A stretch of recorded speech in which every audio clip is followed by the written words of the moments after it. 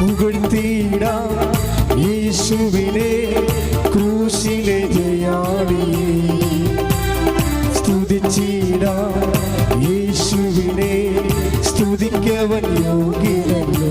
ഉറക്കെ ചേർന്ന് പാടാം. പുകഴ്ത്തിയിടാം യേശുവിനെ ക്രൂശിലെ ജയാളിയെ. സ്തുതിച്ചിടാം യേശുവിനെ, സ്തുതിക്കവൻ യോഗ്യനല്ലോ.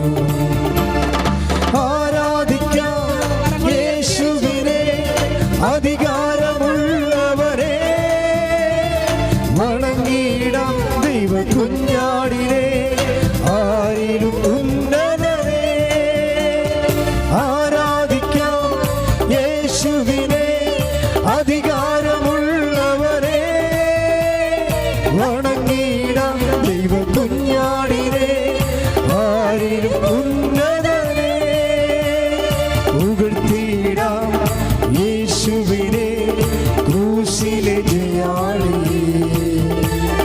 സ്തുതിച്ചിടാം യേശുവിനെ, സ്തുതിക്കവൻ യോഗ്യനല്ലോ. കൈകൾ ഉയർത്തി.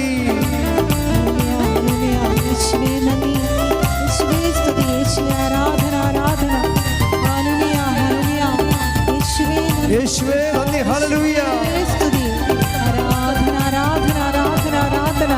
ഹല്ലേലൂയ ഹല്ലേലൂയ ഹല്ലേലൂയ ഹല്ലേലൂയ. യേശുവേ നന്ദി. യേശുവേ സ്തുതി. യേശുവേ ആരാധന ആരാധന. ഹല്ലേലൂയ. വിശ്വസിക്കാം യേശുവിനെ ഏകരക്ഷകനെ.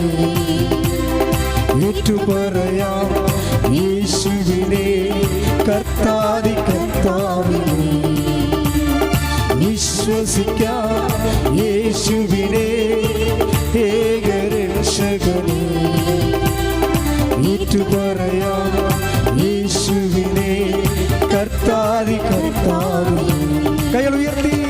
ആരാധിക്കാം യേശുവിനെ, അധികാരമുള്ളവരെ.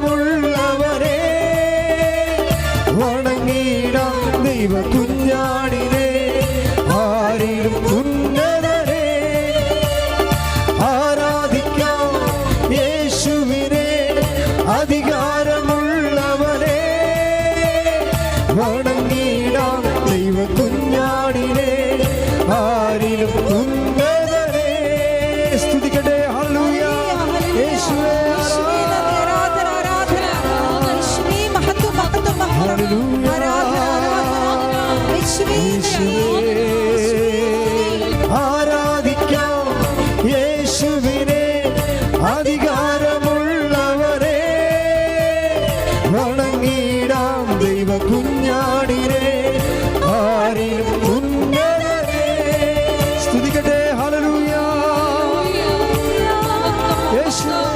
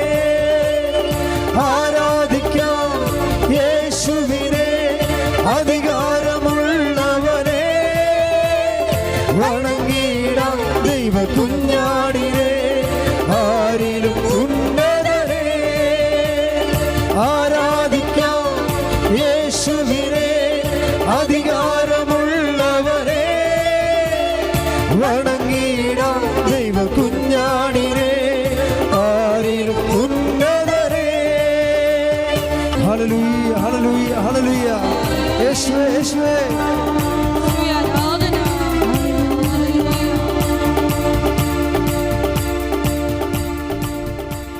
പരിശുദ്ധ പരമദിവ്യകാരുണ്യത്തിന് എന്നേരവും ആരാധനയും സ്തുതിയും പുകഴ്ചയും ഉണ്ടായിരിക്കട്ടെ. പരിശുദ്ധ പരമദിവ്യകാരുണ്യത്തിന് എന്നേരവും ആരാധനയും സ്തുതിയും പുകഴ്ചയും ഉണ്ടായിരിക്കട്ടെ. ഇരിക്കുക. എൻ്റെ പ്രിയപ്പെട്ടവരെ, പരിശുദ്ധ കുർബാനയുടെ സാന്നിധ്യത്തിൽ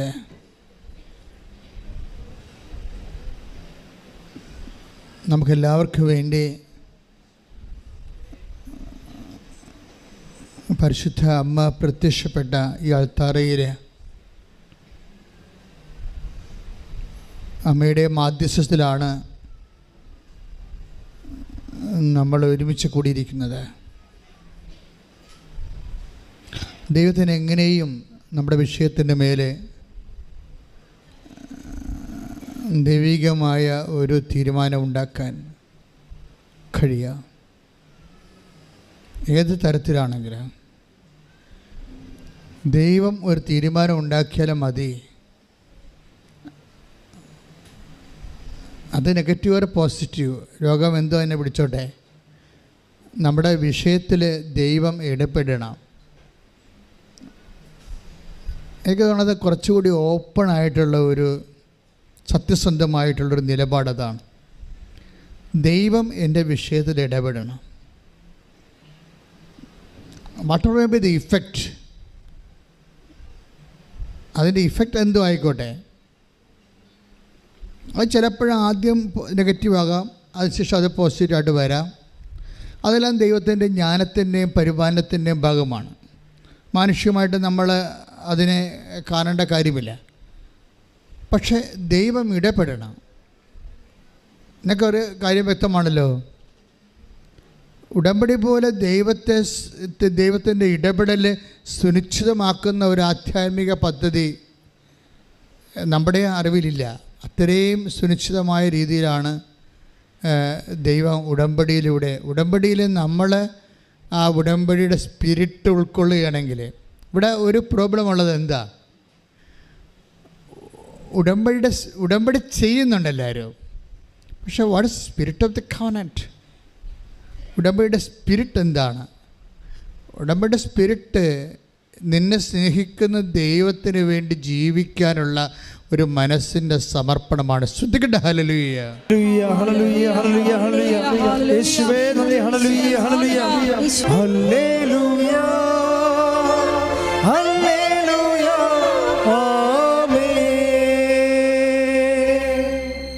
ബേസിക്കായിട്ട് നമ്മൾ വിശ്വാസി എന്താണ്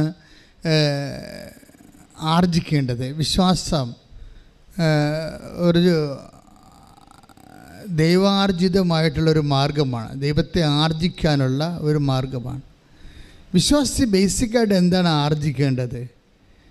ഏത് കാലാവസ്ഥയിലും ദൈവത്തിൻ്റെ ഹിതത്തിൽ സന്തോഷിക്കാനുള്ള ആർജവം ഉണ്ടാകണം. ഏത് കാലാവസ്ഥ, ഇപ്പം വർഷം വന്നു, നമ്മൾ വർഷത്തെ ഒത്തിരി സ്നേഹിക്കുന്ന ആൾക്കാരുണ്ട്. മൺസൂൺ ഒത്തിരി സ്നേഹിക്കുന്നവരുണ്ട്. എല്ലാവരും വർഷം നമ്മൾ ഈ വെള്ളത്തിൽ കിടക്കണ കാരണം, പ്രളയവും പരാധീനതയൊക്കെ കാരണം നമുക്ക് വർഷം എന്ന് പറയുമ്പോൾ ആൾക്കാർക്ക് ഭയങ്കര സങ്കടമാണ്. പ്രത്യേകിച്ച് കൊച്ചു പെരകളിലൊക്കെ താമസിക്കുന്നവർക്ക് ചിലപ്പോൾ അവിടെ ചോറ് തിന്നുകൊണ്ടിരിക്കുന്ന സമയത്ത് ചോറ്റുപാത്രത്തിൽ വെള്ളം വീഴും. എൻ്റെ കുഞ്ഞുനാളിൽ അങ്ങനെ സംഭവിച്ചിട്ടുണ്ട്, ഞാൻ ഇന്ന് ഓർക്കുന്നുണ്ട്. അപ്പോൾ എൻ്റെ കുഞ്ഞു ഓർമ്മകളൊക്കെ വർഷത്തെ അത്ര കണ്ട് സ്വാഗതം ചെയ്യുന്നതല്ല. നാട്ടിൽ മുഴുവനും വെള്ളമായിരിക്കും. അത് ഒരു 4 മാസമൊക്കെ ഇങ്ങനെ എപ്പോഴും ഇങ്ങനെ വെള്ളത്തിൽ നീന്തി നടക്കേണ്ടി വരും. പറമ്പിൽ കര കാണത്തില്ല, കാരണം തോടൊന്നല്ലേ സ്ഥലം, തോടാണ് മുഴുവനും. അപ്പം അത് വർഷത്തേക്ക് നിറഞ്ഞു കിടക്കും. പിന്നെ കാലിൽ ചൊറി, അതുപോലെ തന്നെ വളങ്കടി. ഇപ്പോഴൊക്കെ വളങ്കടി ഇല്ലല്ലോ, പണ്ട് വളങ്കടി ഉണ്ടായിരുന്നു, ഇപ്പോഴും ചിലയിടത്തൊക്കെ ഉണ്ട് വളങ്കടി. അതിങ്ങനെ കാലൊക്കെ ഇങ്ങനെ വിണ്ട് കീറി പഴുത്തിരിക്കും. രാത്രി കൊണ്ടുവന്ന് മണ്ണെണ്ണ വിളക്കേ വെച്ചോളും. കാല് നീട്ടി മണ്ണെണ്ണ വിളക്ക് കടിച്ചിട്ടേ വേദനിച്ചിട്ട് ചൊറിഞ്ഞിട്ട് അവസാനം മണ്ണെണ്ണ വിളക്കായിരിക്കുമല്ലോ അന്ന് ഉപയോഗിക്കണത്. അപ്പോൾ ആ മണ്ണെണ്ണ വിളക്കെ കാല് കാണിച്ചു കൊടുക്കും. 10-40 കൊല്ലം മുമ്പുള്ള 10-60 കൊല്ലം മുമ്പുള്ള ചരിത്രമാണ് പറയണത്. അപ്പോൾ വർഷം എന്ന് പറയുമ്പോൾ നമുക്ക് നമ്മുടെ മനസ്സിൽ എന്തോ ഒരു വലിയ സങ്കടം വരും. മഞ്ഞുകാലത്ത് ചുമയും പനിയും കുരയുമായിട്ട് വേറൊരു സങ്കടം. അതെന്നാലും മഞ്ഞുകാലം കുറച്ചൊരു മെച്ചമാണ്. വേനൽക്കാലത്ത് കൊടും ചൂടാണ്, ശരിക്കും പറഞ്ഞാൽ കൊടും ചൂടാണ്. എന്നാലും രാവിലെയും വൈകുന്നേരവും വലിയ കുഴപ്പമില്ല. രാത്രി കിടക്കുമ്പോൾ ചൂടാണ്. ഇപ്പോൾ ഒരു കാലാവസ്ഥയും അങ്ങനെ ഫുള്ളായിട്ട് ബെറ്റർ അല്ലല്ലോ, ആണോ? ഒരു കാലാവസ്ഥയും ഫുള്ളായിട്ട് മെച്ചമാണെന്ന് പറയാൻ പറ്റുക. താരതമ്യേന മോശമല്ല, നോട്ട് ദാറ്റ് ബാഡ്, അങ്ങനെ പറയാൻ പറ്റത്തുള്ളൂ. ജീവിതം ഇതുപോലെ തന്നെയാണ്. ജീവിതത്തിൽ ഒരു കാലാവസ്ഥയും നിങ്ങൾ അതിൻ്റെ അനുഭവങ്ങളെയാണ് ഫോക്കസ് ചെയ്യണമെന്നുണ്ടെങ്കിൽ കാലാവസ്ഥകൾ എല്ലാം നമ്മളെ തൃപ്തിപ്പെടുത്തുന്നില്ല. അനുഭവങ്ങളെയാണ്, ഒരു നല്ല അനുഭവത്തിന് വേണ്ടിയാണ് നമ്മൾ ജീവിതത്തിൻ്റെ വിഷയങ്ങളെ ഫോക്കസ് ചെയ്യണമെങ്കിൽ will not be that satisfied. നമുക്കത്രയും സന്തോഷമുണ്ടാകണമെന്ന് നിർബന്ധമില്ല. വചനം പറയണത് what may be the climate change ചെയ്താലും നിങ്ങൾ ദൈവത്തിൽ, നിങ്ങളുടെ മനസ്സ് ദൈവത്തിലായിരിക്കണമെന്നാണ്. അതാണ് ബൈബിൾ പറയണത്. ഓരോ കാലങ്ങൾ. നടപടി പുസ്തകം 17:25. ശ്രുതികട ഹല്ലേലൂയ. അപ്പോസ്തല പ്രവർത്തനങ്ങൾ 17-ാം അധ്യായം 26-27 തിരുവചനങ്ങൾ. ഭൂമുഖം മുഴുവൻ വ്യാപിച്ചു വസിക്കാൻ വേണ്ടി, ഒന്ന് പറഞ്ഞ ഭൂമുഖം മുഴുവൻ വ്യാപിച്ചു വസിക്കാൻ വേണ്ടി അവിടുന്ന് ഒരുവനിൽ നിന്ന് എല്ലാ ജനപദങ്ങളെയും സൃഷ്ടിച്ചു. അവർക്ക് വിഭിന്ന കാലങ്ങളും വാസഭൂമികളും നിശ്ചയിച്ചു കൊടുത്തു. കണ്ണീരാകാം, സന്തോഷമാകാം. അപ്പോഴേ ആ കാലത്തിൽ കൂടെ കണ്ണീരിന് പ്രാധാന്യം കൊടുത്തിട്ട് കാലത്തെ സമീപിക്കരുത്. സന്തോഷത്തിന് പ്രാധാന്യം കൊടുത്തിട്ട് കാലത്തെ സമീപിക്കരുത്. പിന്നെ ആർക്ക് പ്രാധാന്യം കൊടുക്കണം? ദൈവത്തിന് പ്രാധാന്യം കൊടുക്കണം. കൈയടിച്ച് കർത്താവിനെ സ്തുതിക്കുക. ഞങ്ങളുടെ ജീവിതത്തിൽ കാലഘട്ടങ്ങളിൽ മാത്രം ലക്ഷ്യം വെച്ച് ആരാധനയിലൂടെ അഭിഷേകം ചെയ്തു.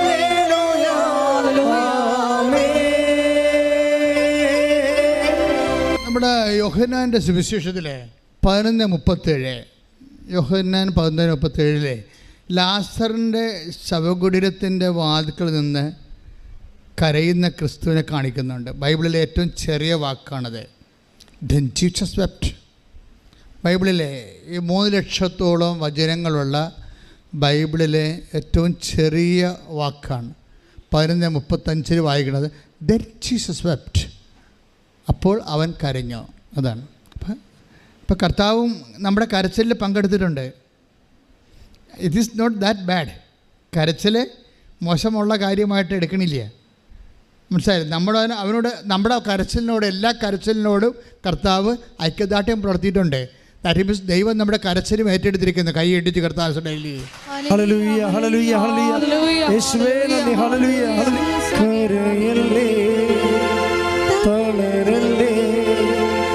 നെഞ്ചൊന്നു നീരിടല്ലേ, നിന്നെ കാണാ നിന്നെ കേൾക്കാ നാദരുണ്ടിവിടെ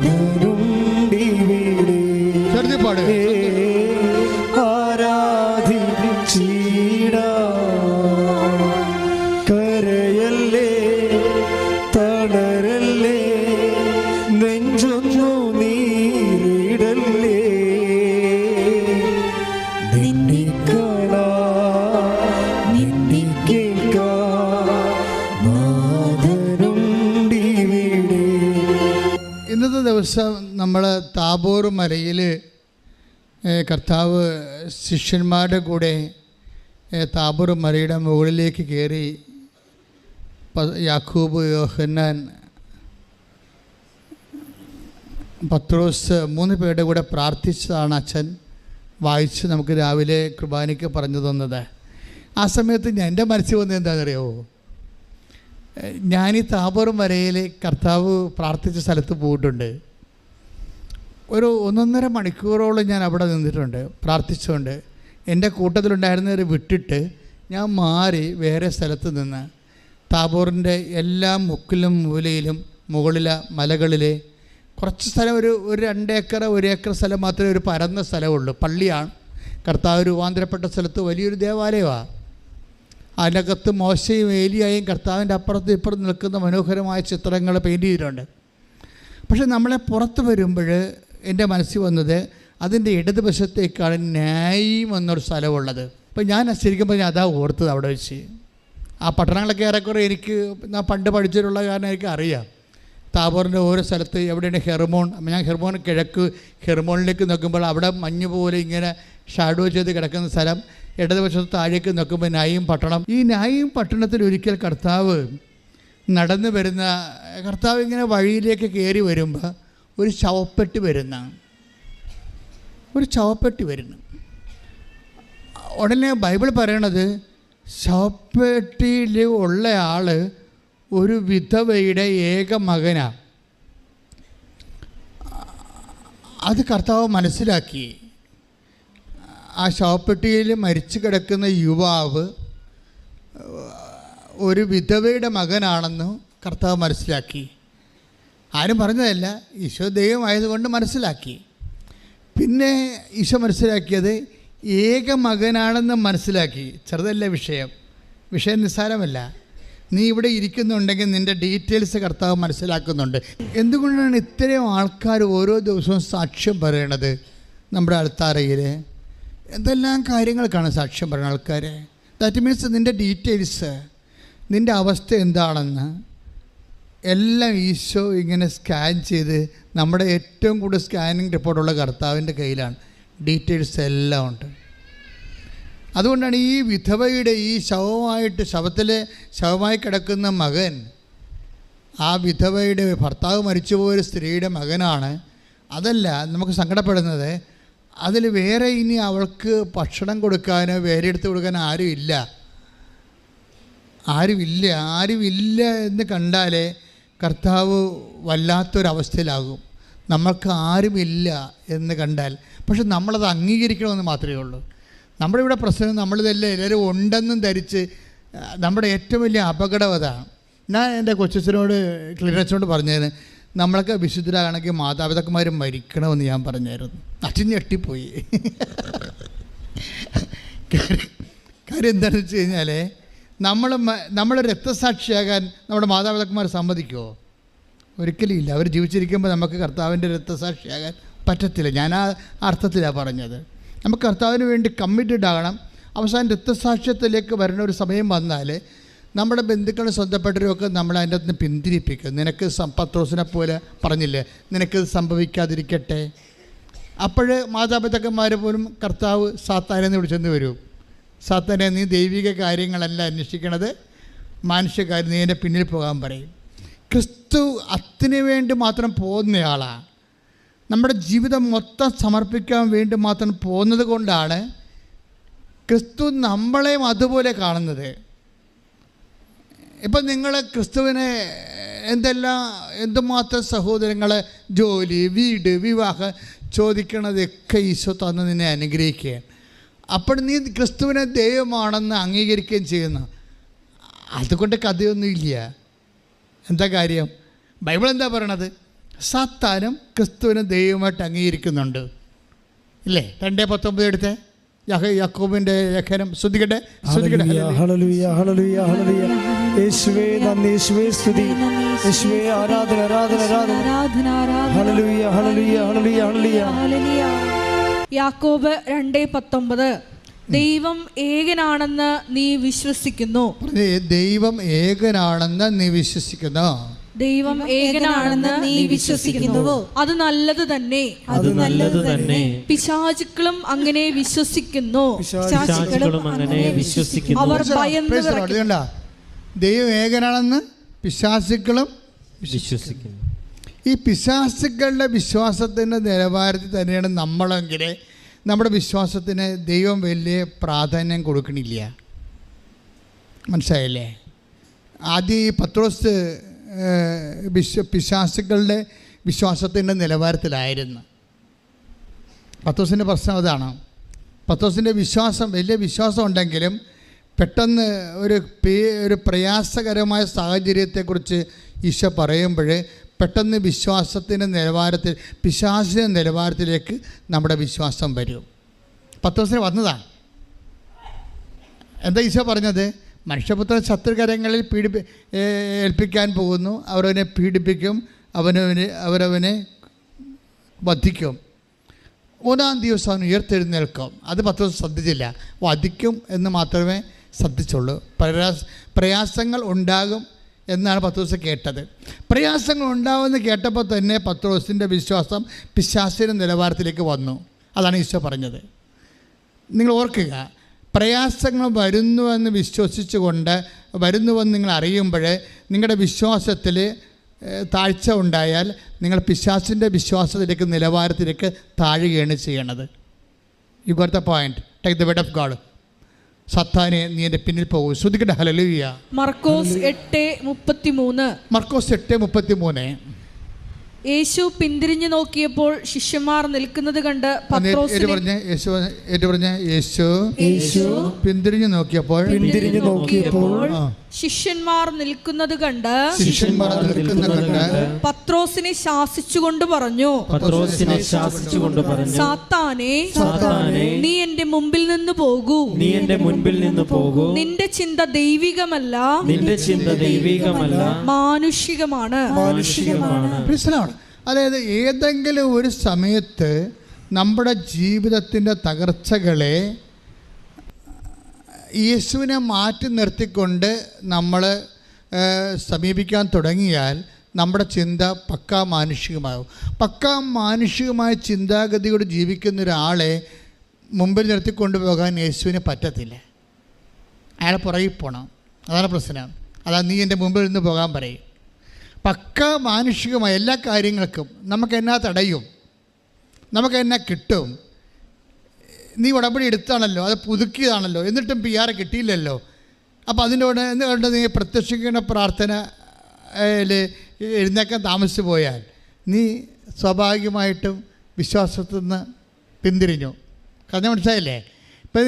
നീ ഇപ്പോൾ 2 പ്രാവശ്യം ഉടമ്പടി പുതുക്കി, എന്നിട്ടും നിനക്ക് എന്താണ് PR ആയില്ല, PR ഒത്തില്ല, അല്ലെങ്കിൽ വസ്തു വിറ്റില്ല. അതോടുകൂടി നീ പിറ്റേ ദിവസം എന്താ ചെയ്യണത്?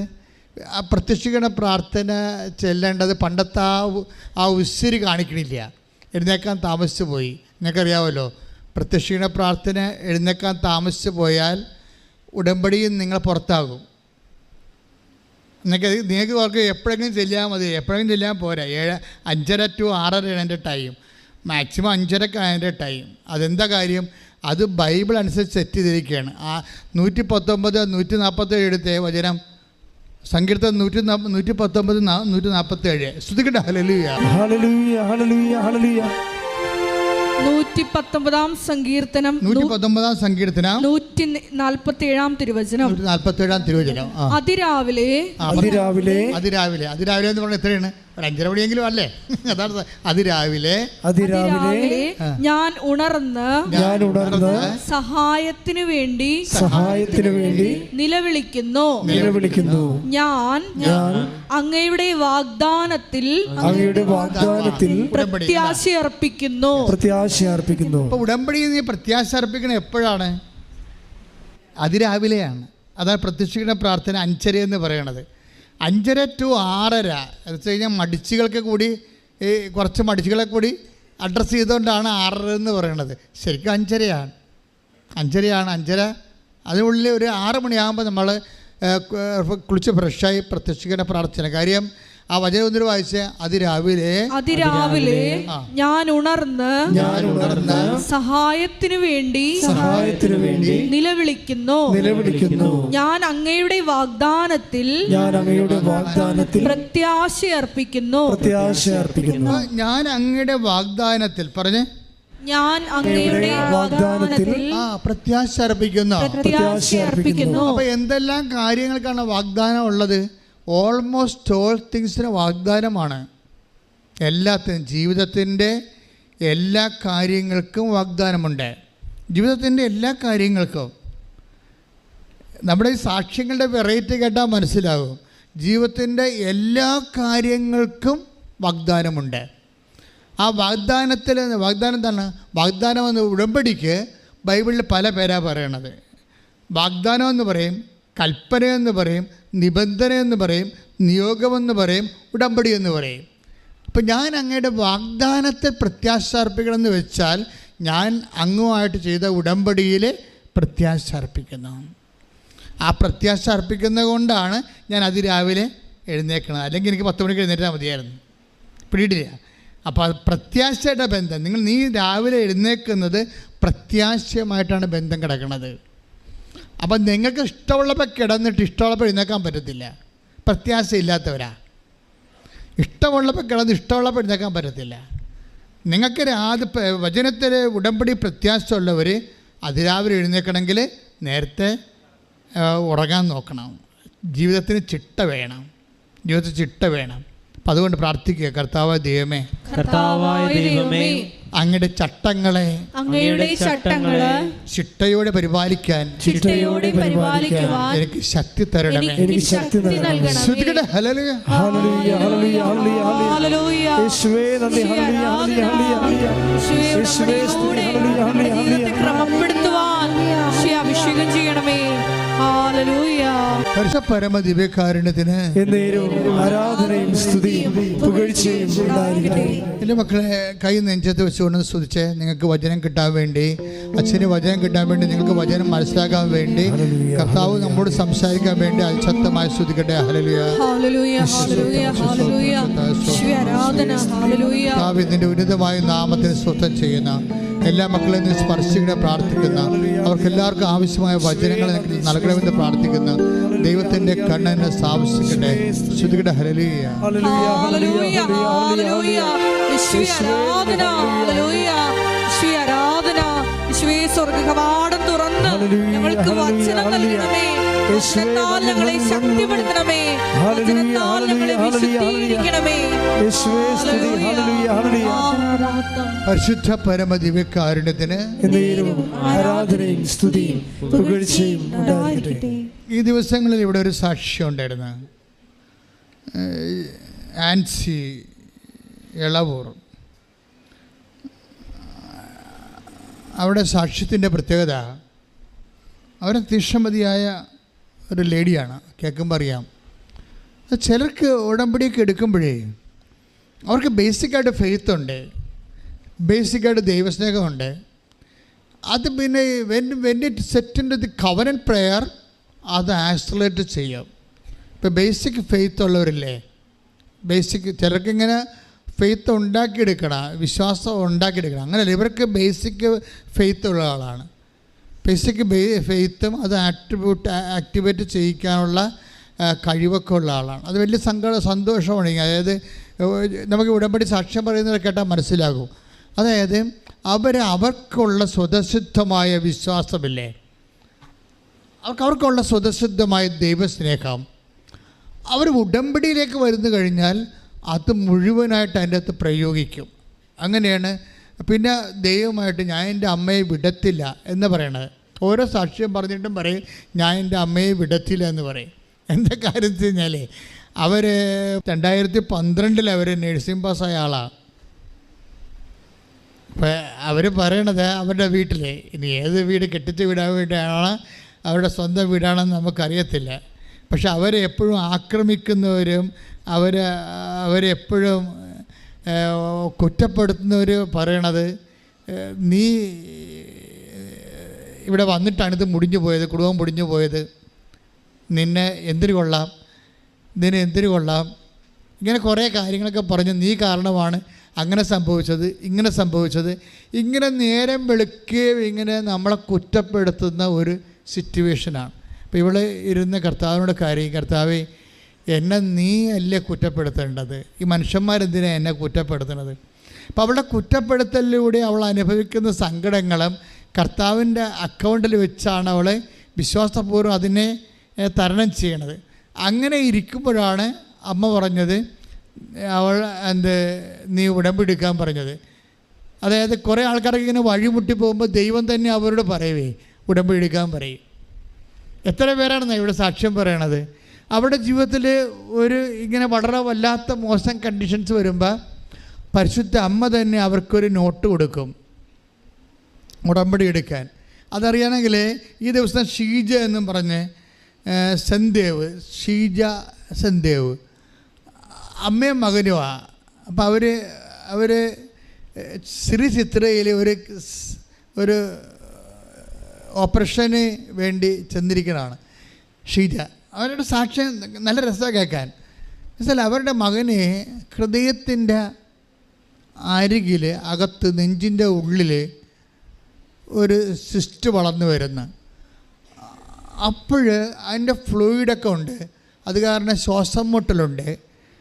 അത് കാരണം അവൻ മരിച്ചു പോകും. അപ്പോൾ അതുകൊണ്ട് അവന് മേജർ സർജറിക്ക് ഇവിടെ ശ്രീജിത്തിനെ കൊണ്ടുപോയിരിക്കുക. പക്ഷേ ഹൃദയത്തിൻ്റെ ഒരു പ്രധാനപ്പെട്ട ഞരമ്പിൻ്റെ അടുത്താണ് ഈ സിസ്റ്റ് ഇരിക്കുന്നത്. അപ്പം സിസ്റ്റയുടെ തൊട്ട ഹൃദയ ഞരമ്പ് ഛേദിച്ചു പോകും, മരിച്ചു പോകും. അപ്പം കാരണം ഡോക്ടർമാരെ തൊടുന്നില്ല. അതുകൊണ്ട് അവർ പറയണത് ജീവിച്ചിരിക്കണം അത്രയും ജീവിച്ചിരിക്കട്ടെ, ജീവിച്ചിരിക്കണം അത്രയും ജീവിച്ചിരിക്കട്ടെ, അത്രയും നമുക്കവനെ കാണാമല്ല. അവരമ്മയോട് ഇപ്പോൾ ഡോക്ടർമാരൊക്കെ ഇപ്പോഴത്തെ രീതി എന്ന് വെച്ച് കഴിഞ്ഞാൽ നേരെ അവർ പറയും. അതിനകത്ത് എന്ത് ഭവിഷ്യത്ത് വരുന്നതല്ല, അതിന് വലിയ ഭവിഷ്യത്ത് ഉണ്ടാകാതിരിക്കാൻ വേണ്ടി ഉള്ള കാര്യം ഉള്ള പോലെ പറയാം. അവനെ നിങ്ങൾക്ക് കാണാൻ പറ്റുമല്ലോ. ഇപ്പോൾ ഈ രോഗത്തിൻ്റെ അവസ്ഥ അതാണ്. ഹൃദയഞരവ് മുറിഞ്ഞാൽ മരിച്ചു പോകും. അതുകൊണ്ട് കാണാൻ പണ്ട അത്രയും കാലം കാണ് അമ്മ എന്ന് പറയും. അതുകൊണ്ട് ശ്രീചിത്ര ഇവനെ കൊണ്ടുപോയിരിക്കുകയാണ്. അപ്പോൾ ഇവരിങ്ങനെ സങ്കടപ്പെട്ട് ശ്രീചിത്രയിൽ ഒരു സ്കാൻ ചെയ്യാൻ പറഞ്ഞിട്ട് സ്കാനിങ് റൂമിൻ്റെ പുറത്ത് ഷീജ ഇരിക്കുകയാണ്. മകനകത്ത് സ്കാനിങ്ങിന് വിട്ടിരിക്കുകയാണ്, ഇവർ പുറത്തിരിക്കുകയാണ്. അപ്പോൾ ഒരു ഭാര്യയും ഭർത്താവും വേറെ അവിടെ ഇരിപ്പുണ്ട്, ബ്ലഡ് ക്യാൻസറായിട്ട് മകന്. അപ്പോൾ അവർ സന്തോഷമായിട്ടൊക്കെ ചിരിച്ചൊക്കെ ഇരിക്കുകയാണ്. ഇവളാണെങ്കിൽ ഭയങ്കര വിഷമത്തിൽ വേദനിച്ച് ഇരിക്കുകയാണ്. അപ്പോൾ അവർക്ക് ബ്ലഡ് ക്യാൻസർ ആണെന്ന് ആ സംസാരത്തിൽ നിന്ന് ഇവർക്ക് മനസ്സിലാകും. അപ്പോൾ ഈ ഷീജ ഉടനെ അവരോട് ചോദിക്കും, നിങ്ങളെന്താ ഇത്രയും വലിയ കടുത്ത രോഗം വന്നിട്ട് എന്താ നിങ്ങൾക്കൊരു സന്തോഷത്തായിട്ടിരിക്കണം എന്താ? അപ്പോൾ അവർ ചോദിക്കും, ഞങ്ങളെന്തിനാണ് പേടിക്കണത്, ഞങ്ങളുടെ കാര്യം കൃപാസന അമ്മയിലേ ചെയ്യണതെന്ന്. അയ്യോ, ഈ മനുഷ്യന്മാരുടെ ഇപ്പോഴത്തെ അവസ്ഥ ഭയങ്കരമാണ് സാർ. അപ്പോഴേ ഷീജ ചോദിച്ച ആരാണ് കൃപാസന അമ്മയെന്ന്. പിന്നെ ഇവർ കൃപാസന അമ്മയെക്കുറിച്ച് അവർ പറയും. അവർ ഈ ബ്ലഡ് ക്യാൻസറുള്ള മാതാപിതാക്കൾ ഷീജയോട് പറയും. അങ്ങനെ ഒരു പത്രം കൊടുക്കും ഉടനെ. പിന്നെ അവർ ഇവിടെ വരും.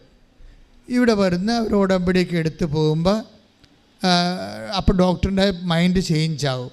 ഡോക്ടർ പറയും, നിങ്ങൾ വേറെ ഒരു സ്പെഷ്യാലിറ്റി ഹോസ്പിറ്റലിലേക്ക് ഞാൻ നിങ്ങളെ അയക്കാം. അപ്പോൾ അവിടെ ചെല്ലുമ്പോൾ ഡോക്ടർ പറയും, ഓപ്പറേഷൻ ചെയ്ത ഹൃദയ ഞരമ്പ് മുറിയും എന്ന് പറയുന്നുണ്ടെങ്കിലും ഈ ഉടമ്പടി തൈലം എപ്പോഴും ഒരു നെഞ്ചത്ത് പുരട്ടി പ്രാർത്ഥിച്ചുകൊണ്ടിരിക്കും. അവരതിന് ഉടമ്പടി തൈലമെന്നല്ല ഷീജ വിളിക്കണത്, വിശ്വാസ തൈലമെന്നാണ് വിളിക്കണത്. ഓരോ മനുഷ്യന്മാരെ വിളിക്കണ വിളിയേ അനുഭവത്തിൽ നിന്നല്ല അവർ വിളിക്കണത്. നമ്മൾ ഉടമ്പടി തൈലം എന്ന് പറയും. അവർ പറയും, ഞാൻ വിശ്വാസ തൈലം. അപ്പോൾ വിശ്വാസമാണ് തൈലമായിട്ട് പെട്ടെന്നാണ് അവൾ പറയണത്.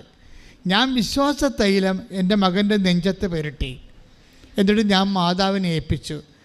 അപ്പോൾ ഡോക്ടർ എന്നോട് പറഞ്ഞു, നിങ്ങൾ എന്നെ വിശ്വസിക്കുക, എനിക്കൊരവസരം തരിക, ഞാനിത് നോക്കാം, പിന്നെ സങ്കടം വന്നാൽ നമുക്ക് 50-50. പക്ഷേ മനസ്സായി ഡോക്ടറിന് മനസ്സായി ഓപ്പറേഷൻ ചെയ്യാൻ. അത്രയും അമ്മ പ്രവർത്തിച്ച് കഴിയുമ്പോൾ ഉടനെ ഓപ്പറേഷൻ്റെ ഡേറ്റ് ഫിക്സ് ചെയ്ത് മകനെയും ഉറക്കറെ ഇനി ദൈവനിശ്ചയം അതാണെങ്കിൽ സ്വീകരിക്കാൻ അവനും തയ്യാറായി. പക്ഷെ അവൻ ഓപ്പറേഷന് കയറാൻ നേരത്ത് അവൻ അമ്മയോട് പറഞ്ഞു, അമ്മേ എന്നെ നെഞ്ച് ഓപ്പറേഷൻ ചെയ്യുമ്പോൾ അമ്മ വന്ന് എൻ്റെ കൂടെ നിൽക്കുക എന്ന് ഷീജയോട് ചോദിക്കും. അപ്പോൾ ഷീജ പറയും, തീർച്ചയായിട്ടും വന്ന് നിൽക്കും, ഞാനല്ല നിൻ്റെ അമ്മ, പരിശുദ്ധമ്മ, കൃപാസനം മാതാവെന്ന്. ശ്രുതിക്കട്ടെ. ഹല്ലേലൂയ. സമയങ്ങളിൽ വിശ്വാസം പ്രഖ്യാപിക്കാനുള്ള രാത്രിയിലൂടെ ഞങ്ങൾക്ക് നൽകണമേ.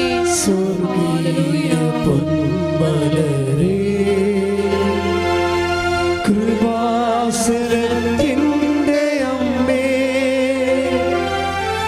പ്രസാദവരമാതാവേ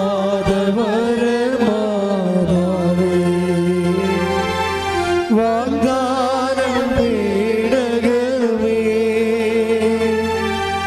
സ്വർഗീയ പൊന്മലരേ കൃപാസനത്തിൻ്റെ അമ്മേ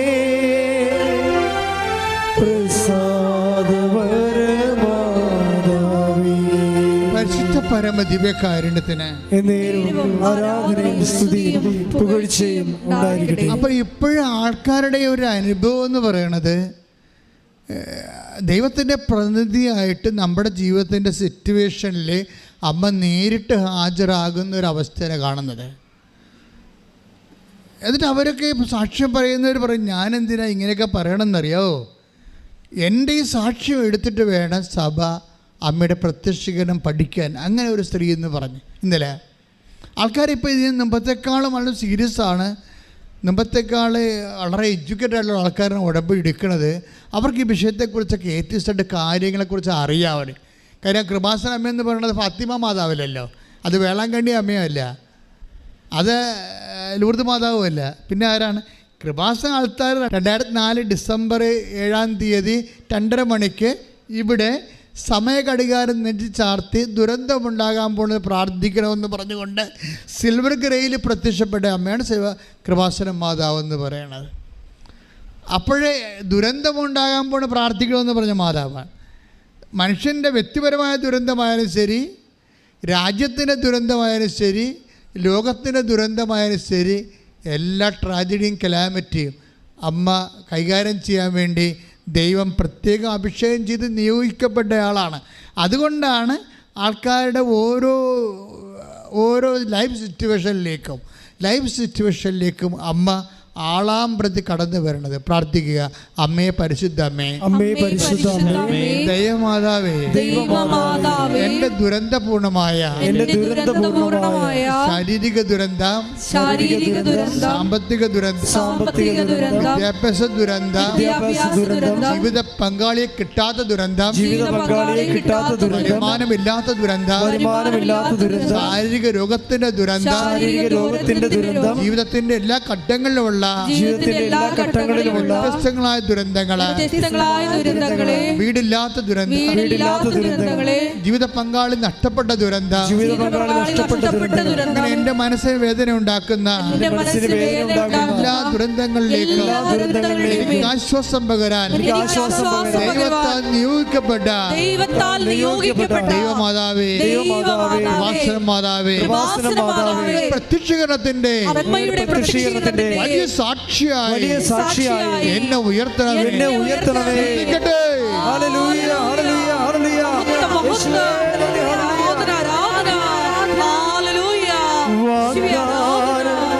വാഗ്ദാനപേടകമേ, സ്വർഗീയ പൊന്മലരേ,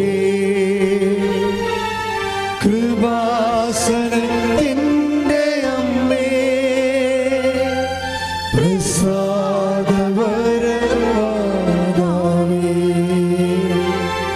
വാഗ്ദാനപേടകമേ,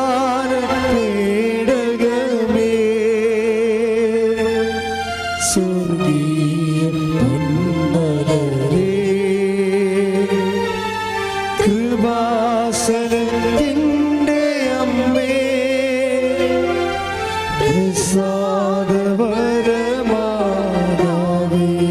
പരിശുദ്ധ പരമദിവ്യകാരുണ്യത്തിന് ആരാധനയും സ്തുതിയും പുകഴ്ചയും ഉണ്ടായിരിക്കട്ടെ. അപ്പോൾ ആൻസി ഇളയാവറിൻ്റെ സാക്ഷ്യത്തിൽ ഒരു സാക്ഷ്യം, അവരുടെ വീട്ടിൽ അവരുടെ മകൻ പിച്ചും പേയും പറയാൻ തുടങ്ങി. മകനല്ല, ആങ്ങള പിച്ചും പേയും പറയാൻ തുടങ്ങി. അവൻ യൂറോപ്പിൽ വിദേശത്ത് ജീവിക്കുകയാണ്, ജോലി അവിടെയാണ്. ജോലി കഴിഞ്ഞ് വീട്ടിൽ വന്നപ്പോൾ അവൻ സംസാരിക്കണത് ശരിയാകണില്ല. ഓരോ മനുഷ്യൻ്റെ ദുരന്തമേ, സംസാരിക്കണത് ശരിയാകണില്ല. ഒരു ഓർമ്മക്കുറവ് പോലെയൊക്കെ പറയണം. എന്താ വെച്ചാൽ സങ്കടം ഭയങ്കരമാണ്. കല്യാണം കെട്ടിക്കാൻ കുറേ നാളായി, 10-27 വയസ്സായപ്പോൾ ഇന്ന് വരെ ജീവിത പങ്കാളിക്ക് ഒക്കണില്ല. ഇപ്പം ഇങ്ങനെ നിന്ന് പോകുവാന്ന് വിചാരിച്ചപ്പോഴേ അവൻ്റെ മനസ്സിൻ്റെ സമനില വിട്ട പോലെയൊക്കെ അവൻ സംസാരിക്കണം. നിങ്ങളിതൊക്കെ മനസ്സിലാകുന്നുണ്ടോ? ഇതൊക്കെ ദുരന്തമാണ് ശരിക്കും, എന്തുമാത്രം ദുരന്തമാണ്. അപ്പോൾ പെങ്ങൾക്കത് മനസ്സിലായി. അതായത് ആങ്ങളയ്ക്ക് ജീവിത പങ്കാളിയെ കിട്ടാത്ത, വിവാഹം കഴിക്കാൻ പറ്റാത്തത് കൊണ്ട് അവന് മനസ്സ് വേദനിച്ചിട്ട് അവനിങ്ങനെ സമനില തെറ്റിയ പോലെയൊക്കെ എല്ലാവരോടും എടുത്ത് ചാടും, എല്ലാവരോടും കോപിക്കും. തൊട്ടാൽ അവൻ വഴക്കുണ്ടാക്കി അവസാനിക്കത്തുള്ളത്. ഒന്നും പിടിക്കണില്ല, ഭക്ഷണം പിടിക്കണില്ല, വസ്ത്രം തേക്കണ പിടിക്കണില്ല. അപ്പോൾ ഇങ്ങനെ പിടിക്കാതെ വരുമ്പോൾ നിങ്ങൾക്കറിയാം അത് ആ വിഷയം അതല്ല, വേറെ എന്തോ വിഷയമാണെന്നൊക്കെ മനസ്സിലായി. പക്ഷേ പെങ്ങളത് പെട്ടെന്ന് ക്യാച്ച് ചെയ്ത് അവനെ വിവാഹം കല്യാണം വെക്കാത്ത വന്നു. ഒരു പെണ്ണ് അവനെ പിടിക്കണില്ല, അതാണ് പ്രശ്നം. അവന് പിടിക്കണ പെണ്ണുങ്ങൾ പിടിക്കത്തില്ല. എന്ത് ദിവസം ഇങ്ങനെ നീട്ടിക്കൊണ്ട് പോവുകയാണ്. അപ്പോഴുടനെ ആൻസി പറഞ്ഞു ഉടമ്പടി എടുത്തില്ല. ആൻസി ഉടമ്പടി എടുത്ത കാരണം ആൻസിക്ക് ഒരു ധൈര്യമുണ്ട്. ആൻസി അമ്മയോട് പറഞ്ഞു, അമ്മേ ഇന്ന് അവൻ്റെ അവസ്ഥ കണ്ട, അവൻ പിച്ചിപ്പയും പറയാൻ കണ്ടില്ലേ, അവൻ്റെ സമനില എനിക്ക് സഹിക്കാൻ പറ്റുന്നില്ല. അവൻ നാളെ മറ്റന്നാളെ പോവുകയാണ്, ലീവും കഴിഞ്ഞ്. ഇക്കാലം ലീവ് മുഴുവൻ ഇവിടെ നിന്നിട്ട് അവന് പെണ്ണ് കിട്ടിയില്ല, അവൻ പോവുകയാണ്. ഇനി അവൻ എപ്പോൾ വരാനാണ്? വന്നാൽ തന്നെ അവൻ ഇപ്പം തന്നെ ഇത് അവസ്ഥയെങ്കിൽ എന്ത് അവസ്ഥയായിരിക്കും? അതുകൊണ്ട് അമ്മയോട് എനിക്ക് ഒന്നേ പറയാനുള്ളൂ, ഇന്ന് രാത്രി അമ്മ അവന് പെണ്ണിനെ കൊടുക്കണമെന്ന് പറയും. ഇന്ന് രാത്രി അവനുള്ള പെണ്ണിനെ എവിടെയാണ് ഉള്ളത്, അമ്മ അവന് അതിനൊരു അടയാളം കൊടുക്കണമെന്ന് പറയും. അപ്പോൾ അത്രയും സ്വതന്ത്രമായിട്ട് അമ്മയോട് സംസാരിക്കുകയാണ്. എന്നിട്ട് അവൾ മാറിക്കിടന്നുറങ്ങും. അപ്പോൾ ഉടനെ അവൾ ഉറങ്ങണ സമയത്താണ് അമ്മ പറയും, നീ പറഞ്ഞ കാര്യം സെറ്റായിട്ടുണ്ടെന്ന് പറയും. അത് അമ്മ ഇങ്ങനെ നമ്മോട് സംസാരിക്കുക, അത് രസമാണ്. അതായത് അമ്മ ഇവളോട് പറയും, ഈ രാത്രി തന്നെ ഈ വിഷയത്തിൽ തീരുമാനം ഉണ്ടായിട്ടുണ്ട്. ഇവൾ സ്വരം കേൾക്കണ പോലെ അത് അവൾ ആന്തരിക ആത്മാവിൽ മനസ്സിലാക്കും. ഈ കൃപാസന അമ്മയുടെ ഒരു രീതി അതാണ്. അത് ഡയറക്റ്റാണ് സംസാരിക്കുക. കാണേണ്ട പാട്ടിൽ വന്ന് കാണും, സംസാരിക്കേണ്ട പാട്ടിൽ വന്ന് സംസാരിക്കും. അന്തരക്കരണം കൊണ്ട് നമ്മളത് കേൾക്കും, അന്തജ്ഞാനം കൊണ്ടത് തിരിച്ചറിയും നമ്മൾ. ഇങ്ങനെ നമ്മൾ ഇന്ന് വരെ ഞാൻ എൻ്റെ ജീവിതത്തിൽ അനുഭവിക്കാത്ത തരത്തിലുള്ള സാക്ഷ്യങ്ങളാണ് ആൾക്കാർ പറയണത്. അപ്പോൾ അമ്മ അവളോട് പറയും, ഇന്ന് രാത്രി ഈ വിഷയം സെറ്റ് ചെയ്യുമെന്ന് പറയും. അപ്പോൾ അതൊക്കെ സമാധാനത്തിൽ ഇവിടെ കിടന്നുറങ്ങും. ഉറങ്ങിയിട്ട് അവളെ കെട്ടിച്ച വീട്ടിൽ നിന്ന് രാവിലെ അവളുടെ സ്വന്തം അമ്മയെ വിളിക്കും. അമ്മ ഇന്നലെ രാത്രി വല്ലതും സംഭവിച്ച? അമ്മ എന്നോട് പറഞ്ഞായിരുന്നു എന്നുള്ള രീതിയിൽ കാര്യം പറയത്തില്ല. ഇന്നലെ രാത്രി ആങ്ങളുടെ കല്യാണമായിട്ട് വല്ലതും സംഭവിച്ച? അപ്പോഴുടനെ പറയും, ഇന്നലെ രാത്രി 8:30 കഴിഞ്ഞപ്പോഴൊരു കോൾ ഉണ്ടായിരുന്നു, അവരിങ്ങോട്ട് വിളിക്കുകയാണ് ചെയ്തത്. കല്യാണം കെട്ടിക്കാൻ തയ്യാറാണോ, നിങ്ങളുടെ മകനെ ഞങ്ങളുടെ മകൾക്ക് ആലോചിക്കാൻ തയ്യാറാണോ എന്ന് ചോദിച്ചെന്ന്. അപ്പോഴേ ഇവൾ പറഞ്ഞു, ദാറ്റ്സ് ഓക്കെ, അത് അമ്മയുടെ കേസാണ്, ഇനി അത് കളയണ്ട, ചെയ്തേക്കാമെന്ന് പറഞ്ഞു. ഇനിയൊന്നും അറിയണ്ട, തിരക്കണ്ട, അന്വേഷിക്കണ്ട, നമുക്ക് ചെയ്യാമെന്ന് പറയും. അപ്പോൾ അത് പെട്ടെന്ന് കല്യാണം വിത്തിൻ ഒരു വീക്കിലെ കല്യാണം സെറ്റാകും. കല്യാണം നടക്കും. നമ്മൾ എൻ്റെ മക്കളെ ശ്രദ്ധിക്കേണ്ട കാര്യത്തിൽ ചെറുക്കന്മാരും പറയും, പെണ്ണുങ്ങളും പറയും, അല്ല ഞാനെവിടെ പോകാൻ, അമ്മ എങ്ങനെ പോയി പ്രാർത്ഥിക്കുക, അവൾക്ക് ചമ്മല. ദൈവത്തോട് അവൾക്ക് ജീവിത പങ്കാളിയെ കിട്ടണില്ലെന്ന് പറയാൻ ചമ്മല. അതാണ് പ്രശ്നം. അതാണ് നിങ്ങളുടെ പ്രശ്നം. നിങ്ങൾക്ക് ദൈവത്തോട് തുറന്ന് പറയാൻ പറ്റണില്ല. അത്രയും എളിമയില്ല നിങ്ങൾക്ക്. മര്യാദയ്ക്ക് ചോദിക്കണം വായിട്ട്, അമ്മ എന്താ ഞാൻ ഇങ്ങനെ നിന്ന് പോകാനാണ് അമ്മ ആഗ്രഹിക്കണത്, എൻ്റെ കാര്യത്തിൽ അമ്മയുടെ ഒരു തീരുമാനമൊന്നും ഇല്ലേ എന്ന് ചോദിക്കാനുള്ള ഒരു സ്നേഹം ഉണ്ടാകണം നിങ്ങൾക്ക് ദൈവത്തോട്. നമ്മൾ അതിനു വേണ്ടിയാണ് ഉടമ്പടി എടുത്തിരിക്കുന്നത്.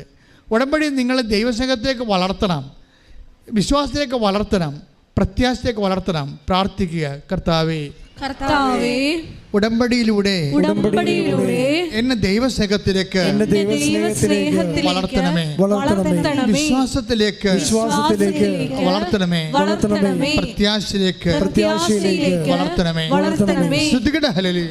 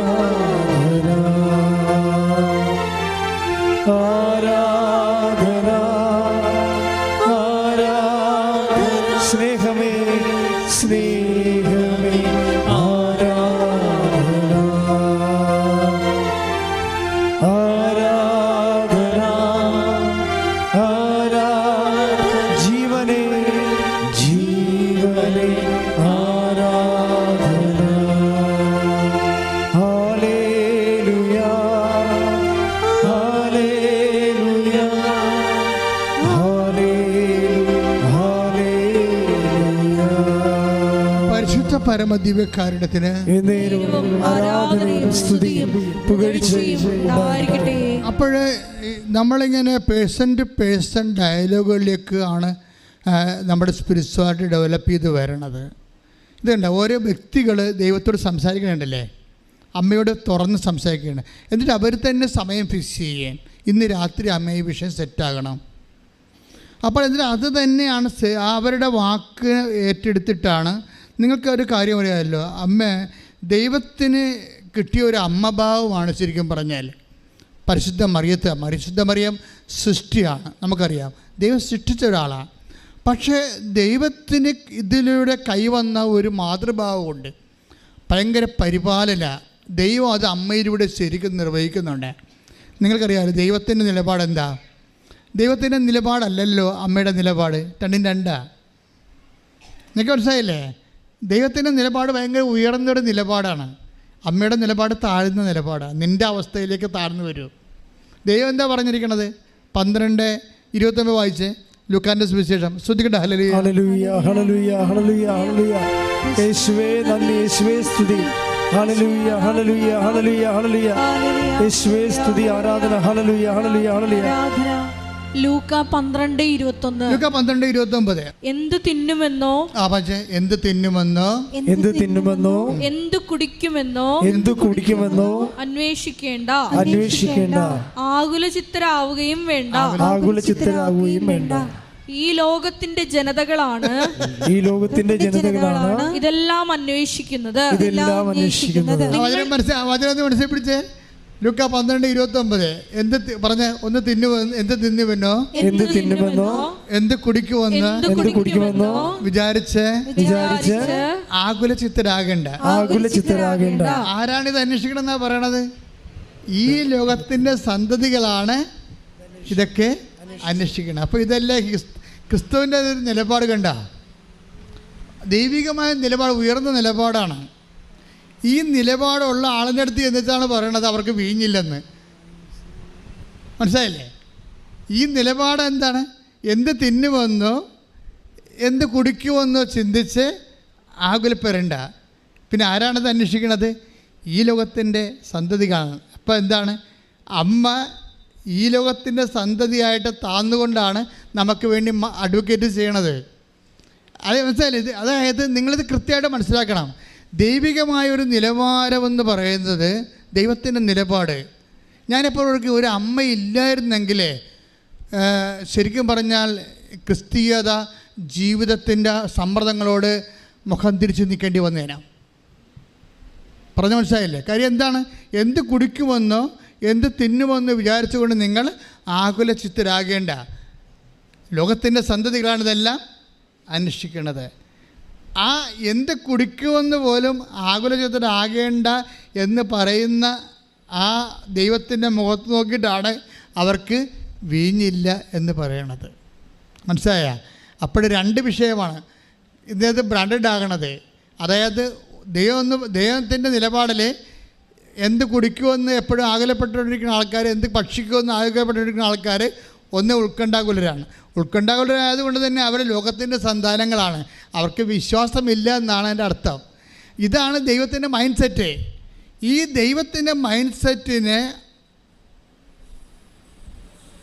കൗൺട്രാക്ട് ചെയ്തുകൊണ്ടാണ് അമ്മ നമ്മുടെ കണ്ണുനീരെ കർത്താവിൻ്റെ തിരുസന്നിധിയിൽ സമർപ്പിക്കുന്നത്.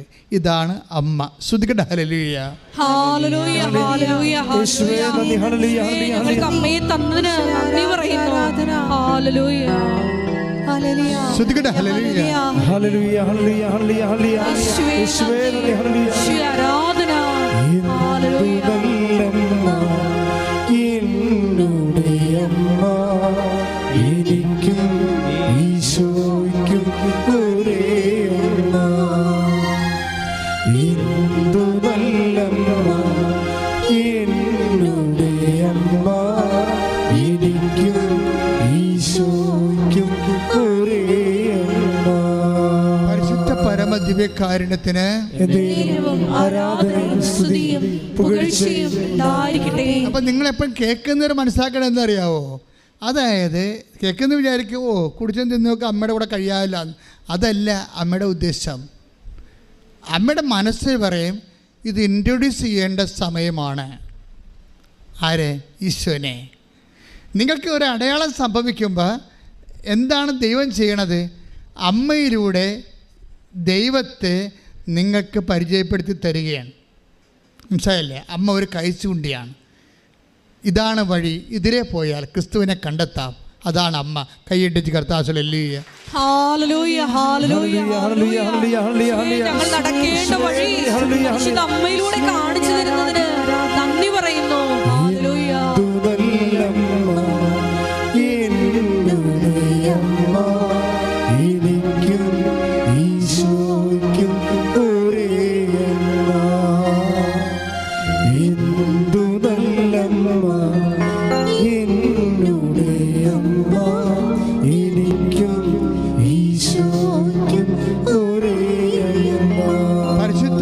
ദിവ്യകാരുണ്യത്തിന് ആരാധനയും സ്തുതിയും പുകഴ്ചയും ഉണ്ടാകട്ടെ. ഉടമ്പടി എടുത്തു കഴിഞ്ഞപ്പോൾ ആൻസിയോട് പറഞ്ഞു, ഇപ്പം ആങ്ങളുടെ കല്യാണം നടന്നല്ലോ, ഇപ്പം ആൻസി വളരെ അഭിഷിക്തയായിട്ട് നിൽക്കുകയാണ്. ആൻസിയോട് ആരോ പറഞ്ഞു, കൂട്ടുകാരത്തി പറഞ്ഞു, ആൻസി നീ IELTS എഴുതണില്ലേ എന്ന് ചോദിച്ചു. അപ്പോൾ എന്തുമാത്രം ഗ്യാപ്പാണെന്ന് നോക്കിയേ, 12 കൊല്ലമായി ഗ്യാപ്പ്. 2012 നഴ്സിംഗ് പാസ് ഔട്ട് ചെയ്ത ആളാണ്. ജീവിതം തീർന്ന്. ഇപ്പം ആരാണ്ട് വന്ന് ചോദിക്കുകയാണ്, എന്താ ചോദിക്കണേ, കൂട്ടുകാർ ചോദിക്കുകയാണ്, ആൻസി IELTS എഴുതണുണ്ടോ? അപ്പം അങ്ങനെ ഒരു ചിന്ത പോലും ഇല്ല, അങ്ങനെ ഒരു ആലോചന പോലും ഇല്ല. ആ ഫീൽഡ് വിട്ടതാണ്, ആ ഫയൽ ക്ലോസ് ചെയ്തതാണ്. ഓർക്കുക, കൃപാസനം മാതാവ് നിൻ്റെ ഓപ്പൺ ചെയ്ത് എല്ലാം ക്ലോസ് ചെയ്ത ഫയൽ ഇടിപ്പിക്കും. കാര്യം തന്നെ, അവർ അഹ്റോൻ്റെ പുത്രിയാണ്. അഹ്റോൻ്റെ നമുക്കറിയാമല്ലോ, ഒരു പച്ചത്തിരി ഇതിനകത്തുണ്ടല്ലോ ഇല്ലേ, ഉടമ്പടിയിൽ ഒരു പച്ചത്തിരിയുണ്ട്. അതെന്താണ്? പ്രളയം കഴിഞ്ഞു എന്ന് നിന്നോട് പറയുകയാണ്. പച്ചത്തിരി നിനക്ക് തരുമ്പോൾ എന്താണ് കൃപാസനം അമ്മ നിന്നോട് പറയണത്? മകനെ നിൻ്റെ ജീവിതത്തിൽ പ്രളയം കഴിഞ്ഞു. ബൈബിളിൽ പ്രളയം കഴിയുമ്പോഴല്ലേ, കര തെളിയുമ്പോഴല്ലേ ഒരുവിൻ്റെ കൊമ്പും കൊത്തിക്കൊണ്ട് പ്രാവ് വരണത്. അത് പച്ച നിറമാണ്. കൈയിട്ടിച്ച് കർത്താവ്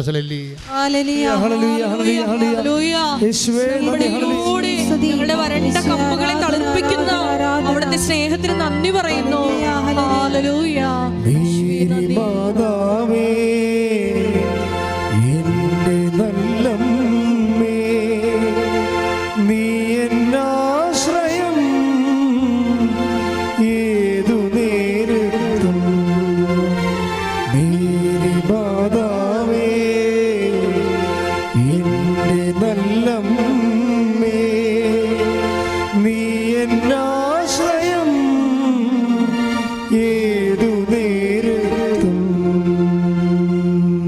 പരമദിവ്യകാരുണ്യത്തിന് എന്നേരവും ആരാധനയും സ്തുതിയും പുകഴ്ചയും ഉണ്ടായിരിക്കട്ടെ. ജാൻസി അമ്മയോട് പറഞ്ഞു, അമ്മേ ആൾക്കാരൊക്കെ പിള്ളേരൊക്കെ എന്നെ IELTS വിളിക്കുന്നുണ്ട്, പക്ഷേ എനിക്ക് വയസ്സ് 35. അവിടെ പോയിരിക്കുമ്പോൾ എനിക്ക് ചമ്മലാണ്. അവിടെ 20 വയസ്സുകാരാണ് ഇരിക്കണത്. ക്ലാസ്സിൽ 20 വയസ്സുകാരാണ് ഇരിക്കണത്. എനിക്ക് വയസ്സ് 35. അവരാണെങ്കിൽ 20 വയസ്സുകാരുടെ ഇപ്പോഴത്തെ അവസ്ഥ അറിയാമില്ല, ഭയങ്കര ക്യാച്ചിങ്ങാണ്. അവർ നല്ല ഇംഗ്ലീഷ് മീഡിയം സ്കൂളിൽ പഠിച്ചിട്ടല്ലേ എപ്പോഴാന്ന് അവർ സായിപ്പിനെ പോലെ ഇംഗ്ലീഷ് പറയണത്. ഇവിടെ കുറേ വർഷം കഴിഞ്ഞ് ഗ്യാപ്പ് വിട്ട് ടച്ച് വിട്ട് പോയിരിക്കുകയാണ്.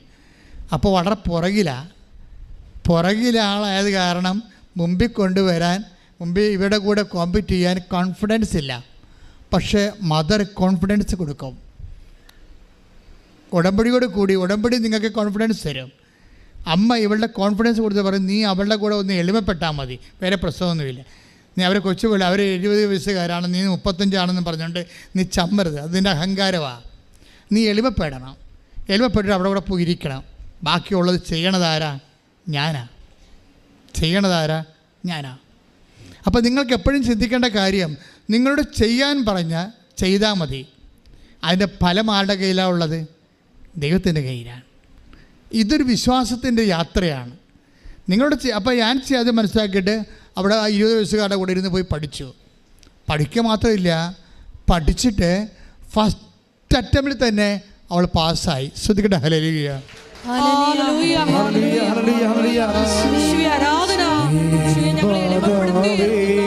അവിടുത്തെ കാരുണ്യത്തിന്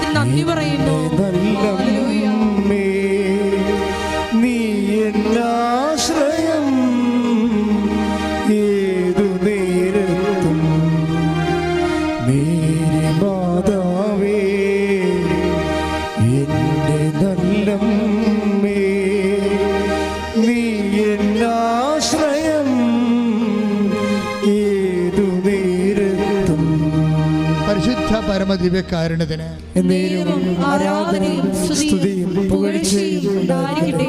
അമ്മ നമ്മുടെ ജീവിതമാണ് നോക്കുന്നത്, മനസ്സിലായില്ലേ? നിൻ്റെ ജീവിതം, നിൻ്റെ അവസ്ഥ, നിൻ്റെ കണ്ണ് നിറയുന്നുണ്ടോ? നിൻ്റെ കൺകോളിൽ ഒളിച്ചിരിക്കുന്ന കണ്ണുനീര് കാണുന്ന അമ്മയുടെ സൗഹൃദമാണ് നമുക്ക് ഉടമ്പടി നൽകണത്. അതുകൊണ്ടാണ് എൻ്റെ മക്കളോട് ഞാൻ പറയുന്നത്, നിങ്ങൾ അമ്മയെപ്പോലെ വിശ്വാസത്തിലും പ്രത്യാശയിലും ദൈവസ്നേഹത്തിലും ഉടമ്പടിയിൽ അങ്ങ് മുഴുകണം.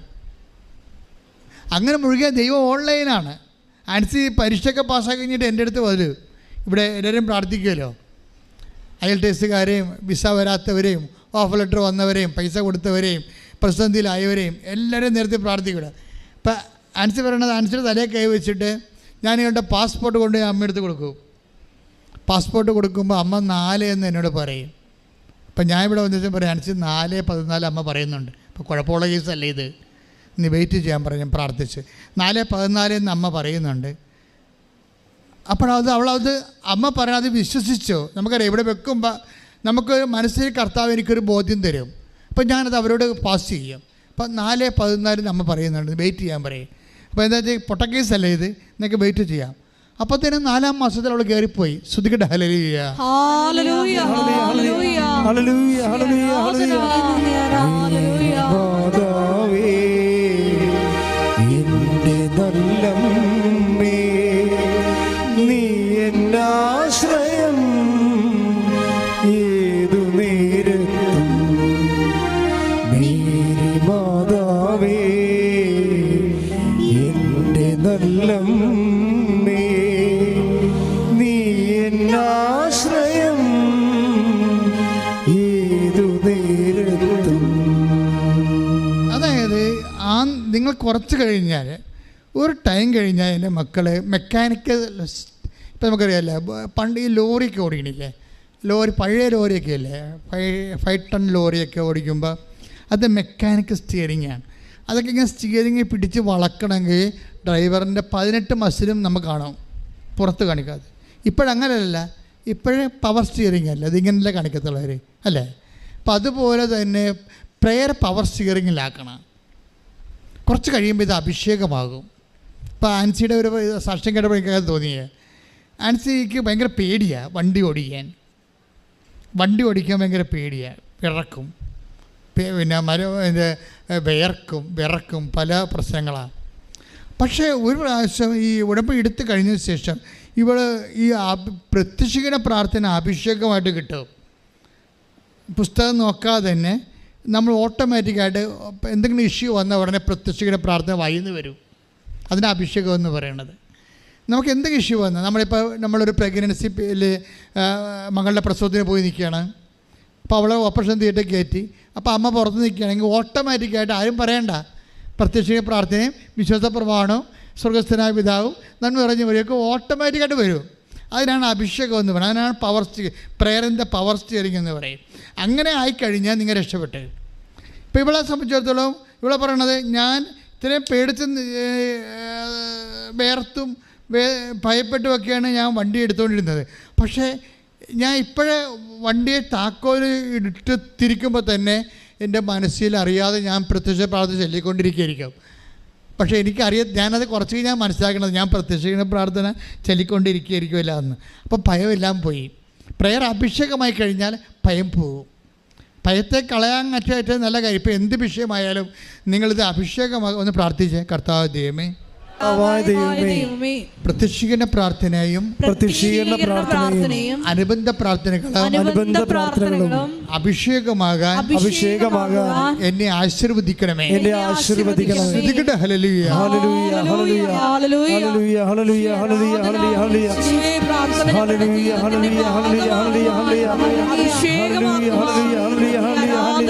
കൃപയാകണമേ. ഹല്ലേലൂയ. നല്ലമ്മേ, നീ എന്നാശ്രയം ഏതു നേരത്തും. മേരി മാതാവേ എൻ്റെ നല്ലമ്മേ, നീ എന്നാശ്രയം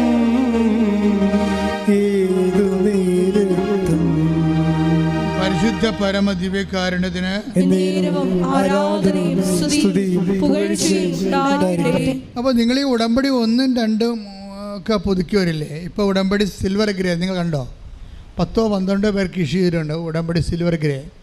എന്നുവെച്ചാൽ 4-ാം കൊല്ലം ഉടമ്പടിയിൽ ജീവിക്കുന്നവരാണ് സിൽവർ ഗ്രേ വരണം ഫസ്റ്റ്. അപ്പോൾ അവരെ സംബന്ധിച്ചിടത്തോളം ഉടമ്പടി ജീവിത രീതിയാകും. ഉടമ്പടി ജീവിത രീതിയാകും. ചിലപ്പോൾ 1,00,000 പേർ ഉടമ്പടി എടുത്താൽ ചിലപ്പോൾ 10 പേരൊക്കെ ആ മേഖല വരത്തുള്ളായിരിക്കും. ഇനി കൂടുതൽ വരാൻ സാധ്യതയുണ്ട്. കാര്യം ആൾക്കാർ ഒത്തിരി പേര് ഉടമ്പടി ജീവിത രീതി പോലെ എടുക്കുന്നുണ്ട്. കാര്യം അത് കൗതാശികമായിട്ട് ആൾക്കാരെ ശക്തിപ്പെടുത്തും, സഭയുമായിട്ട് ശക്തിപ്പെടുത്തും. അവൻ ഏത് സഭയിലാണ് വിശ്വസിക്കണം ആ സഭയിൽ അവനെ ശക്തിപ്പെടുത്തും. അങ്ങനെ കൃത്യതയോടുകൂടി ദൈവത്തിൻ്റെ കൂടെ സഞ്ചരിക്കുന്നത് ഏറ്റവും ഇഷ്ട കാര്യങ്ങളിൽ, അതായത് നമ്മൾക്ക് ഇന്ന കാര്യമൊന്നുമല്ല, എന്ത് കാര്യവും നമുക്ക് കമ്മ്യൂണിക്കബിളാണ്. ഒരു മരിയ സ്പിരിച്വാലിറ്റി ഫോളോ ചെയ്യുമ്പോൾ ഉണ്ടാകുന്ന ഗുണവതാണ്. അമ്മയ്ക്കൊന്നും നിസ്സാര ചെറിയ കാര്യങ്ങളല്ല. അമ്മ സന്തോഷിക്കണമൊക്കെ വലിയ കാര്യത്തിലായിരിക്കും, ചെറിയ കാര്യത്തിൽ സന്തോഷിക്കത്തില്ല. പക്ഷെ എന്നൊക്കെയല്ല, അതായത് അമ്മ സന്തോഷിക്കണമൊക്കെ വലിയ കാര്യത്തിലാണ് സന്തോഷിക്കണത്. ചെറിയ കാര്യത്തിൽ നിങ്ങളും അതുപോലെ ഇരിക്കണം, ഞാനും അതുപോലെ ഇരിക്കണം. ചെറിയ കാര്യത്തിൽ ഇപ്പോൾ നമുക്കറിയാമല്ലേ, ഇപ്പോൾ ലൂക്കായുടെ സുവിശേഷം 1:49 എടുത്തേ. ലൂക്ക 1:49 ശക്തനായവൻ എനിക്ക് വലിയ കാര്യങ്ങൾ ചെയ്തിരിക്കുന്നു. ഒന്നേറ്റ് പറഞ്ഞേ, ശക്തനായവൻ എനിക്ക് വലിയ കാര്യങ്ങൾ ചെയ്തിരിക്കുന്നു. അപ്പൊ ശക്തനായ എനിക്ക് വലിയ കാര്യങ്ങൾ ചെയ്തിരിക്കണം എന്ന് പറയുമ്പോഴേ അത് അതിൻ്റെ ഫീൽ എന്താണ്? സന്തോഷമാണ്. സന്തോഷത്തിലാണ് ഇത് പറയണത്. സന്തോഷത്തിൻ്റെ അടിസ്ഥാനം എന്താണ്? ലൂക്ക 1:47 എടുത്തേ. ലൂക്ക 1:47 എന്റെ ചിത്തം എന്റെ രക്ഷകനായ ദൈവത്തിൽ ആനന്ദിക്കുന്നു. അപ്പൊ അമ്മയുടെ ആനന്ദം എപ്പോഴും ക്രിസ്തുവിൻ്റെ അടിസ്ഥാനത്തിലാണ്. മനസ്സിലായില്ലേ? ശരീരത്തിൻ്റെ അടിസ്ഥാനത്തിലല്ല. ഒരു വിശ്വാസിയുടെ ആനന്ദം എപ്പോഴും ക്രിസ്തുവിൻ്റെ അടിസ്ഥാനത്തിലായിരിക്കണം. കാര്യം ക്രിസ്തുവിന് മഹത്വം ഉണ്ട്, നമുക്ക് ആനന്ദമുണ്ടാകും. ചിലപ്പോൾ നമ്മുടെ കാര്യത്തിൽ താമസിച്ചു പോയാലും, നമ്മുടെ രോഗം സുഖപ്പെടാതെ താമസിച്ചാലും, അതുവഴി നമ്മുടെ വിശ്വാസം വളർന്ന് ക്രിസ്തുവിന് മഹത്വം ഉണ്ടായി നമുക്കെന്താ ഉണ്ടാകണം? ആനന്ദം ഉണ്ടാകണം. ഞാൻ പറഞ്ഞ മനസ്സിലായില്ലേ? അതായത് അമ്മയുടെ ആനന്ദം എങ്ങനെയാണ്? വലിയ കാര്യങ്ങളിലാണ് അമ്മ ആനന്ദിക്കണത്. ആ ആനന്ദത്തിന് അപ്പം അതിൻ്റെ അർത്ഥം എന്താണ്? ചെറിയ കാര്യങ്ങളിൽ ആനന്ദത്തിന് കാരണമില്ല, അത് നിസ്സാരമായിട്ട് കരുതും. അതിൻ്റെ ഗുണം എന്താണെന്നറിയാമോ? വലിയ കാര്യങ്ങളിലാണ് ആനന്ദിക്കണമെന്നുണ്ടെങ്കിൽ സൈക്കോളജിക്കലി സ്പീക്കിംഗ് ആ വ്യക്തി വലിയ കാര്യങ്ങളിൽ ദുഃഖം ഉണ്ടാകത്തുള്ളവർക്ക് ചെറിയ കാര്യങ്ങളിൽ ദുഃഖം ഉണ്ടാകത്തില്ല. പിടിയിട്ടില്ലേ? വെരി സിമ്പിളാണ്. അമ്മയിൽ നിന്ന് കുറച്ച് പഠിക്കാനുണ്ട് നമുക്ക്. ഇപ്പം അമ്മയുടെ ഇപ്പം ലൂക്ക 1:49 എന്താ പറയണത്? ലൂക്ക 1:49 ശക്തനായവൻ എനിക്ക് വലിയ കാര്യങ്ങൾ ചെയ്തിരിക്കുന്നു. ഒന്ന് പറഞ്ഞു, ശക്തനായവൻ എനിക്ക് വലിയ കാര്യങ്ങൾ ചെയ്തിരിക്കുന്നു. ആനന്ദത്തോടെ അത് പറയുന്നതിന്റെ അടിസ്ഥാനം എന്താണ്? ലൂക്ക 1:47 എന്താണ്? എന്റെ ചിത്തം എന്റെ രക്ഷകനായ ദൈവത്തിൽ ആനന്ദിക്കുന്നു. എന്റെ ചിത്തം എന്റെ രക്ഷകനായ ദൈവത്തിൽ ആനന്ദിക്കുന്നു. അപ്പോഴേ അമ്മയുടെ ആനന്ദത്തിന്റെ അടിസ്ഥാനം രക്ഷകനായ ദൈവമാണ്. രക്ഷകനായ ദൈവം ആരാണ്? ക്രിസ്തുവാണ്. ക്രിസ്തുവിലുള്ള ആനന്ദമാണ് എല്ലാ വിഷയത്തിൻ്റെ ആനന്ദമായാലും ദുഃഖമായാലും അമ്മയുടെ ആത്മീയതയുടെ അടിസ്ഥാനം ക്രിസ്തുവാണ്. അപ്പോൾ ക്രിസ്തുവിൽ മാത്രം ആനന്ദിക്കുന്ന കാരണം വലിയ കാര്യങ്ങൾ മാത്രമേ അമ്മയെ സന്തോഷിപ്പിക്കാൻ പറ്റത്തുള്ളൂ. ദാറ്റ് മീൻസ് ചെറിയ കാര്യങ്ങളിൽ അമ്മയ്ക്ക് സന്തോഷം അത്ര കണ്ട് പ്രാധാന്യം ഇല്ല എന്നുണ്ടെങ്കിൽ അതുപോലെ തന്നെ ആയിരിക്കും അമ്മയുടെ ദുഃഖത്തിൻ്റെ നിലവാരവും. ചെറിയ കാര്യങ്ങളൊന്നും ദുഃഖിക്കത്തില്ല. നിങ്ങളിങ്ങനെ ആവശ്യമില്ലാതൊക്കെ മോങ്ങിക്കൊണ്ട് നടക്കുന്നതിൻ്റെ അർത്ഥം. ക്രിസ്തീയ ജീവിതം അങ്ങനെയാണ്, മനസ്സിലായില്ലേ? പട്ടിമോങ്ങണ പോലെ കാണണം എല്ലാത്തും. ഇപ്പോൾ ഒരു പെണ്ണ് നേരത്തെ പറഞ്ഞ് എൻ്റെ മകള് ലൈൻ അടിച്ചവൻ്റെ കൂടെ പോയെന്ന് പറഞ്ഞു. ഞാൻ പറഞ്ഞു നല്ല കാര്യമെന്ന്. എന്താ കാര്യം? നിനക്കിന് ഇപ്പം എൻ്റെ അവന് ചെറുക്ക കിടക്കേണ്ട ആവശ്യമില്ല ഉണ്ടാ? ഇല്ല, തീർന്നു. ആ പ്രശ്നം തീർന്നു. എല്ലാ പ്രശ്നവും തീരുകയാണ് നിനക്ക്. ഞാൻ പറഞ്ഞ് മക്കളെ പറഞ്ഞ് വിടരുത് കേട്ടാ. എന്താ ഇവളെ എല്ലാത്തിനും മോങ്ങണ പാർട്ടിയാണ്. ഞാൻ പറഞ്ഞു നിൻ്റെ ഭർത്താവ് വെള്ളം അടിച്ചെന്നും പറഞ്ഞു നീ എൻ്റെ അടുത്ത് മോങ്ങിയില്ലേ കുറേ നാളായിട്ട്? ശരി, അപ്പോൾ വെള്ളോടെ നിർത്തിയാ ഇപ്പം? ഇല്ല. മോങ്ങൽ നിർത്തിയാ? ഇല്ല. എന്നാ പിന്നെ എന്താ മോങ്ങണത്? പറഞ്ഞു മനസ്സിലായില്ലേ? അതായത് നിങ്ങളിങ്ങനെ ഓരോ കാര്യത്തിനും കരയാൻ തുടങ്ങിയ മരണം വരെ കരയേണ്ടി വരും. കരയേണ്ടെന്ന് തീരുമാനിച്ച ക്രിസ്തുവിലെ പറഞ്ഞേ, ഞാൻ ക്രിസ്തുവിൽ തീരുമാനിക്കുന്നു. ഇനി ഇതുപോലുള്ള കാര്യങ്ങൾക്ക് ഞാൻ കരയത്തില്ല. ക്രിസ്തു കൈമോശം വന്നാൽ മാത്രമേ ഞാൻ വലിയ വിഷമം പരിശുദ്ധ അമ്മയെ പോലെ പ്രകടിപ്പിക്കത്തുള്ളൂ. ആത്മാവേ പരിശുദ്ധാത്മാവേ സുവിശേഷത്തിന്റെ പക്വതയിലേക്ക് പരിശുദ്ധ അമ്മ പ്രകടിപ്പിച്ച ജീവിത സമീപനത്തിലേക്ക് ഉടമ്പടിയിലൂടെ എന്നെ ഉയർത്തണമേ.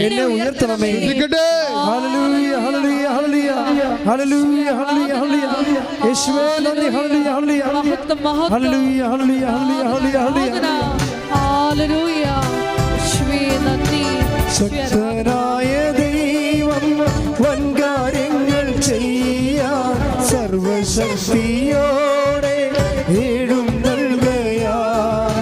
ശക്തനായ ദൈവം വൻകാര്യങ്ങൾ ചെയ്യാൻ സർവശക്തിയോടെ എഴുന്നള്ളുകയാണ്.